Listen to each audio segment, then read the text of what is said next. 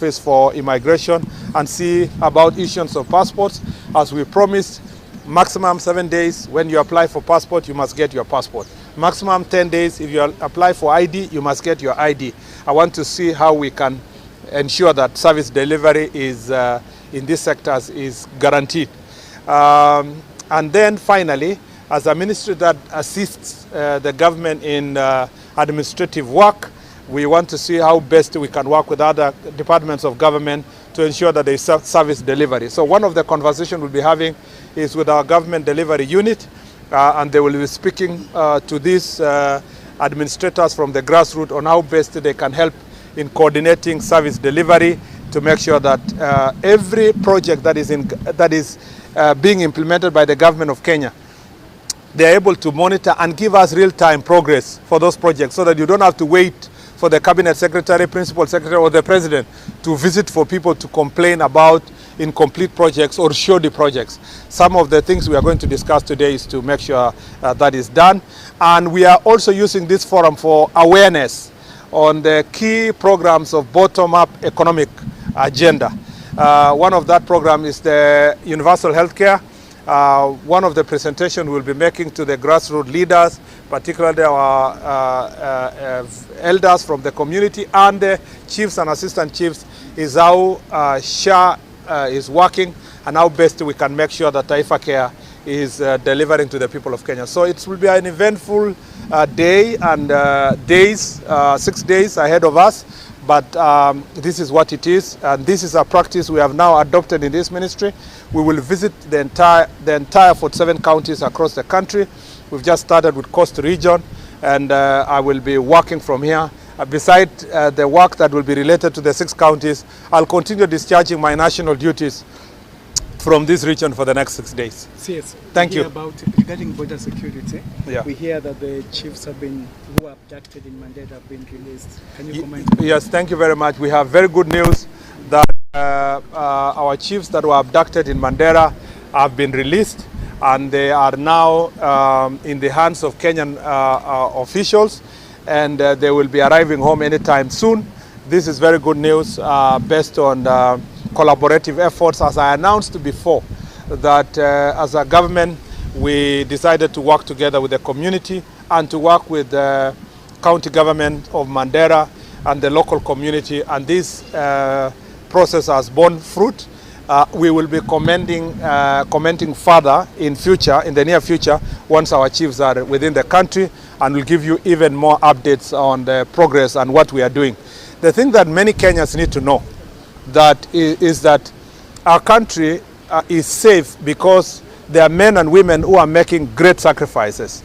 The fact that we don't discuss threats of terrorism and Al-Shabaab and so forth every day does not mean that our country is not facing constant threat from these elements. It means, the real meaning is that the men and women who have gone out there working in the field, especially along our borders, are doing a fantastic job to protect the rest of us. We don't speak about this every day, but it just needs to be known by all Kenyans that we are safe because our police officers, our NPR, our chiefs, our assistant chiefs, and many citizens in the community who are cooperating with the security sector are helping us to keep our country safe.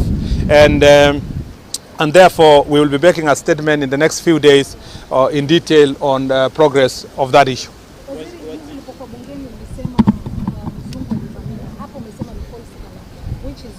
Umesema? Ulipokuwa bungeni juzi, uliungama kuwa the tourist was attacked.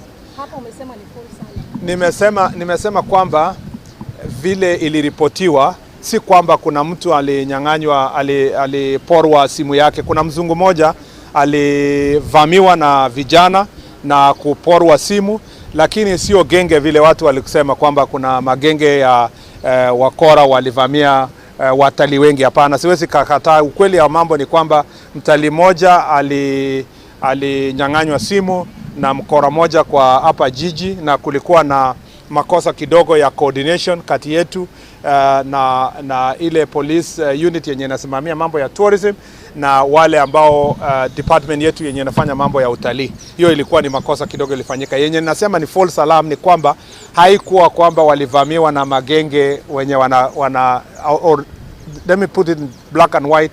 It's not that they were actually attacked by panga boys with a gang approaching the tourists. No, that was not the case. It was just a case of the usual pickpocketers and thieves who try to steal from tourists. Of course, we don't want such incidents to happen, but I want to appreciate the media houses. Most of the media houses carried out the story accurately with national interest at heart.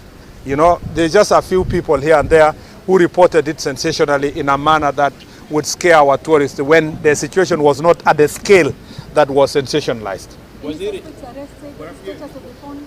Yes, it's ongoing, not yet the suspects are not yet arrested, but again our regional police commandant will be making reports in the few days, and if it happens at the time we are here, we will let you know. Last question. Pardon?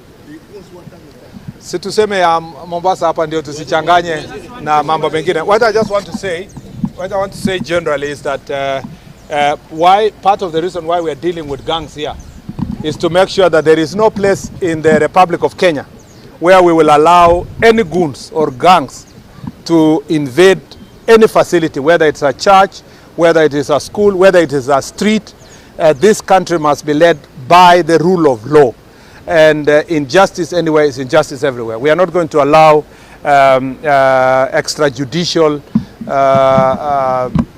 processes to continue in the country. We must remain a country of law and order, and it doesn't matter.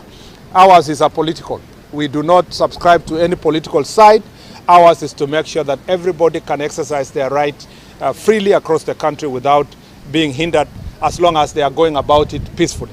Waziri, kuna watu wanajiuliza, umekuwa bungeni unazungumzia panga boys, unazungumzia Al-Shabaab. Je, hili kundi la Mungiki mbona wanajiuliza mbona kulizungumzia?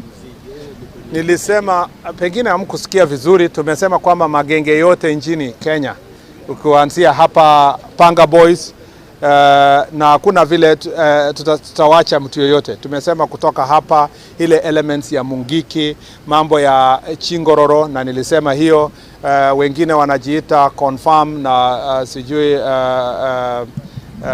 confirm huko Nakuru, wengine wanajiita huko Kisumu, China squad, China squad Fiesa, na nikumbusha hapa wengine wako western huko. Nilisema hata kwa bunge mambo ya matungu na ile kazi tumefanya kuhakikisha kwamba tumetoa magenge yote, and I can assure you as a country we will dismantle all these gangs, and we want to assure you that where these gangs are attached to political leaders, we will arrest them and will make sure that they do not have peace in our country. We want to instead to channel our youth to other government programs, housing, ICT hubs, among other interventions, including some of them to go back to TTIs. And I'm very happy with some county governments, including here in Mombasa, who have given these young people alternative training facilities to and support, financial support and bursaries, including members of parliament who have supported some of these young people to go to colleges and schools and TTIs so that they can get themselves something else to do than involving themselves in crime. We will speak more after the session. Thank you.